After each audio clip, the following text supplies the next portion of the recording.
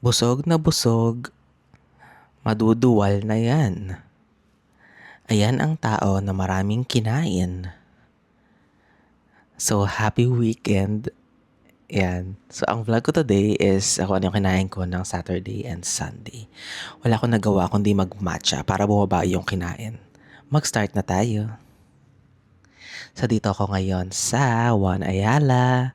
Today is Saturday and gabi na ako kasi late na ako nagising. Dito ako ngayon sa Genki Sushi. So, alam ko matagal na yung Genki Sushi pero first time ko lang kumain. So, ano kaya ang meron dito? Yeah, well, Japanese obviously. Kaya meron silang pindot-pindot system.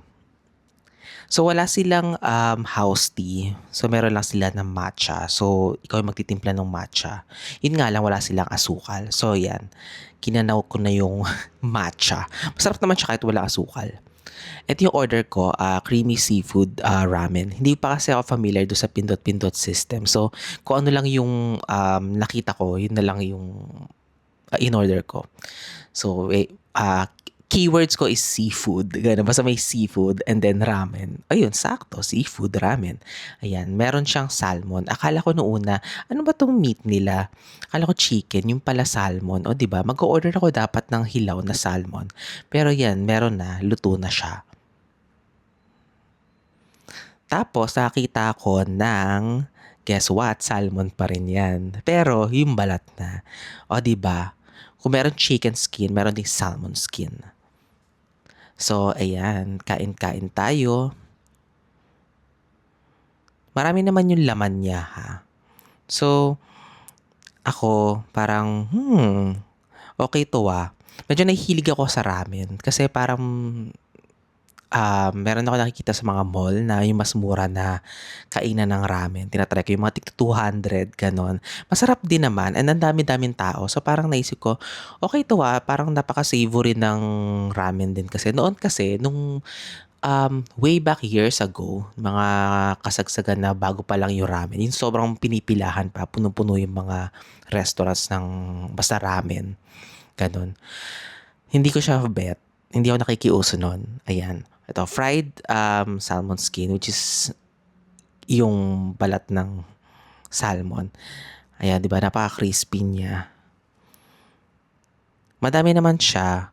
Kasi ginawa ko, sinabay ko na siya sa ramen. Kasi feeling ko parang, syempre, maalat kasi siya. Ganon. So, parang hindi ko siya makakain ng, alam mo yun, yung isang, yung tuloy-tuloy, ganon. So, ginawa ko, isinabay ko siya dun sa ramen para at least, hindi naman masyadong enough savory lang yung ramen. Pero, um, para maubos ko din agad. So, yan, order pa uli ako. Yan, nakita ko ng ice cream, boom. Tapos, yung isang tuna balls na nakita ko. Go na, orderin na. Ayan. So far nakita ko ng ng pindot-pindot system before. I think sa ano yata yun, sa Yoyoy Ken. Ayan na ang order ko na tuna balls. Tama ba? Tuna balls ba yan? O yun. 4 na piraso siya. Iba mukha siyang masarap. Ito hindi ko alam kung bakit ko to ginawa. Pero sinubo ko lang siya bigla. As in, yung pagkakuha ko, pagkalapag ko, bigla ko lang siyang bigla ko silang sinubo. Tapos sobrang init niya. Napaso talaga ako. Buti na lang dumating din agad yung ice cream. Ayan, di ba? O yun, muntik pang mabasag. Malalaglag pa yung ice cream. Ayan, di ba, di ba? Buong buo yung ano nila. That is dark chocolate na ice cream. So sakto kasi napaso ako nung tuna balls. Ayan, meron na akong ice cream. Kasi wala din sila na na malamig na drinks. I mean, meron naman pero hindi ako umorder. So yan, kain-kain tayo ng ice cream. Pati kasi yung ice cream nila, like hindi siya gelato, more on ice cream. Parang dirty ice cream, ganun. So, ayan, kain ulit tayo ng tuna balls. Pero this time, medyo malamig na siya. Yan, kinain ko lang yung kalahati para may ipakita ko yung half. O, hindi na po ganun kababoy kumain. Medyo lang. Ayan o, diba? Buo naman siya. Pretty. Tapos, ayan, tuloy ulit tayo sa pagkain ng salmon skin. Medyo nangangalahati na ako. Medyo nagmamadali na ako nito kasi napansin ko dun sa tabi ko, wala na sina ate, wala na yung mga nakalikod ko, ganyan. Pero, nas nauna naman talaga silang dumating. Pero medyo nagpapanik lang ako kasi parang feeling ko parang ang tagal-tagal ko na. Medyo matagal din kasi yung order. Parang feeling ko nauuna yung mga order na nasa kabilang mga tables, ganun. But anyway, yan, nakakain naman ako. Na-deliver naman sila lahat. So yan, finale na yung ice cream. Siyempre, huli yung dessert kasi parang weird naman, di ba? Kung matamis, tapos after may ano uli, maalat uli. Ayan. So, di ba? Busog-lusog, ubos lahat. Huwag magtitira. Oh. Overall, sobrang masarap sila lahat. And then, itatry ko uli dati. Itatry ko uli next time. Yung iba naman. Ayan. So, sobrang kabusugan. At ang daming tao sa SB. Sobra. Dito ako sa Uniqlo Cafe. Ayan. So, yun. Ang daming tao sa mall. Next day is Sunday. O, di ba? Maganda ang venue natin today. Well, same pa rin naman. Sa One Ayala pa din. Pero dito tayo sa may Secret Garden. O, di ba? Ang ganda-ganda ng presentation para tayo umattend ng kasal. Nakakain na ako dito before. Nakailang beses na rin ako dito sa Secret recipe. Ayan, ang order ko ay ano nga ba to? Lasagna. Beef lasagna. O, di ba?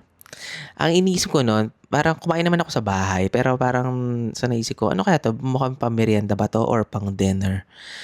Pero feeling ko, pwede na siyang pang dinner eh. Kasi madami yung serving. Oo, nakafocus lang dyan. Ayan. Yan yung drink ko. Masarap yan. Ano siya? Parang red berry something. Ganon. Kinuha ko siya kasi nakita ko doon sa picture. Mas maganda yung baso niya. So, yun na yung tinuro ko kay ate. May dahon-dahon pa. Ayan.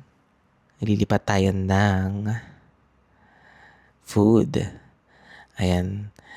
May kailangan karespe-respeto pa din. Hindi tayo kakain sa mismong casserole. Ganyan. Lipat tayo sa mismong platito na pinrovide.